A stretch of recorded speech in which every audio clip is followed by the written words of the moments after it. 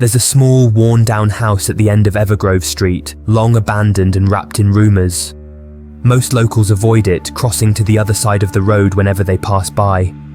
But at night, if you stand close enough, there's something you'll hear. A delicate, haunting melody, soft as a whisper, playing from within. No one lives there, but the music box inside never seems to stop. And for those who dare to listen too closely, well, they never seem to be seen again. The music box only plays for the dead. It was the early 1900s when the house at the end of Evergrove Street was still alive with laughter and the sounds of a family, parents, children, and even grandparents. The house belonged to the Somersets, a wealthy family with a dark secret, one that whispered through the town but was never spoken aloud. They had a daughter, Anna Somerset, who was known to be both beautiful and troubled. Anna loved music more than anything, particularly a small, intricately designed music box her grandmother had passed down to her. The box was ancient, carved from dark oak, with a hand-painted ballet dancer on the lid. It played a melody so sweet yet so unnerving, it gave most people a sense of unease. But to Anna, it was everything. She spent hours each night, alone in her room, listening to its song. Her connection to it was so strong that she claimed it whispered to her, telling her secrets only she could hear. Tragedy struck the family when Anna suddenly passed away under mysterious circumstances. Some say she had a tragic accident. Others whispered that the music box had something to do with her death.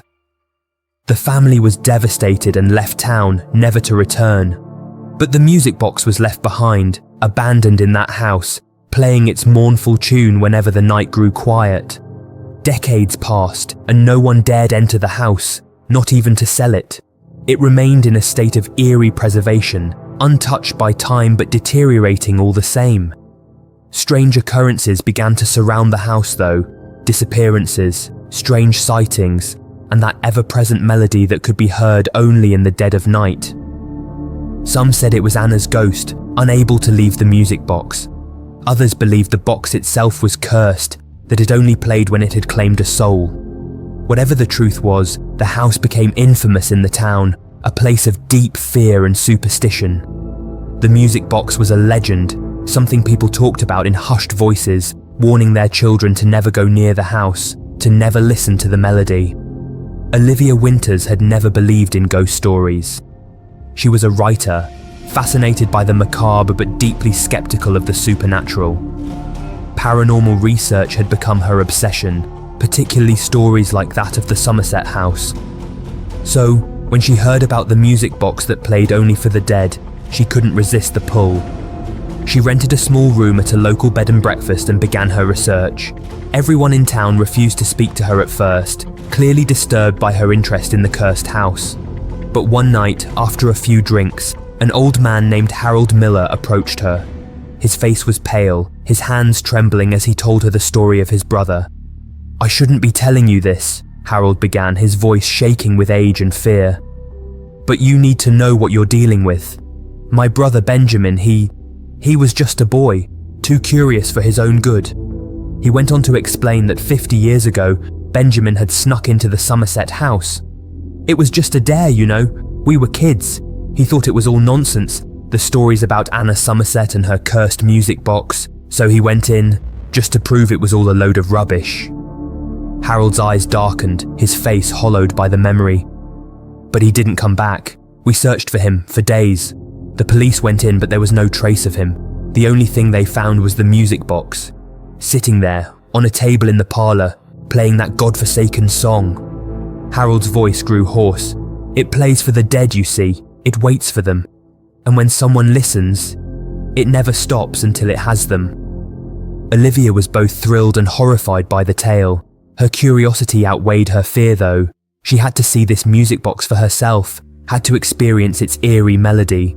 She spent the next few days asking more questions, piecing together the strange disappearances tied to the house. But no one could tell her exactly what happened to those who disappeared.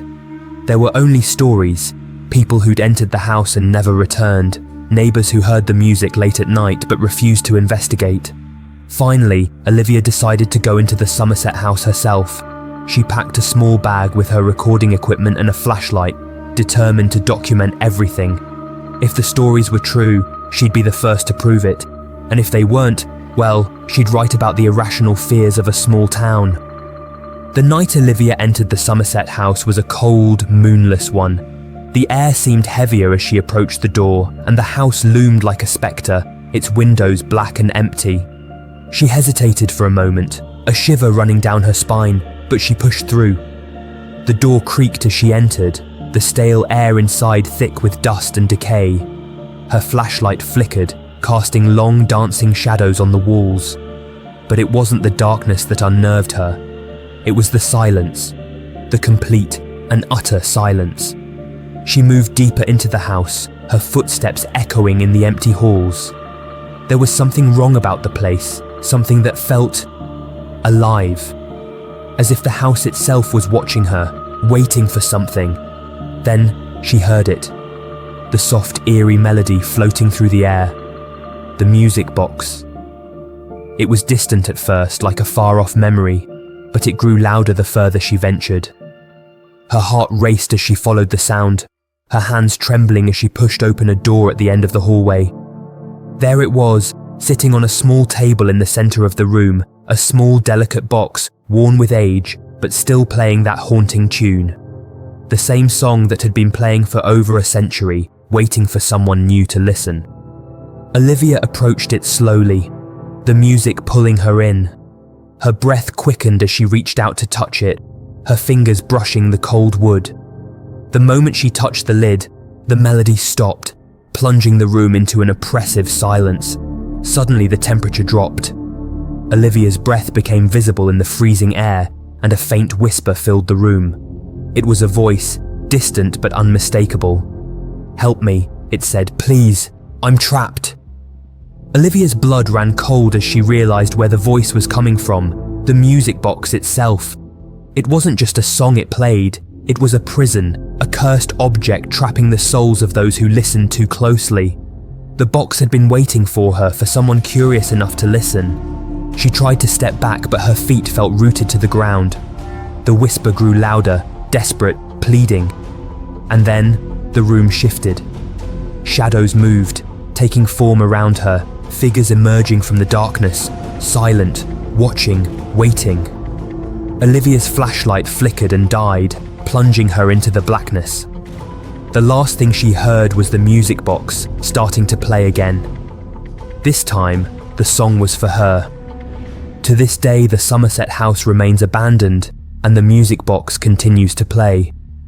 Those who listen too closely, those who dare to enter, they join the melody, their souls trapped forever in the song that never ends. The house waits, and so does the music box, playing only for the dead. Subscribe for more chilling tales, and remember, some melodies are best left unheard.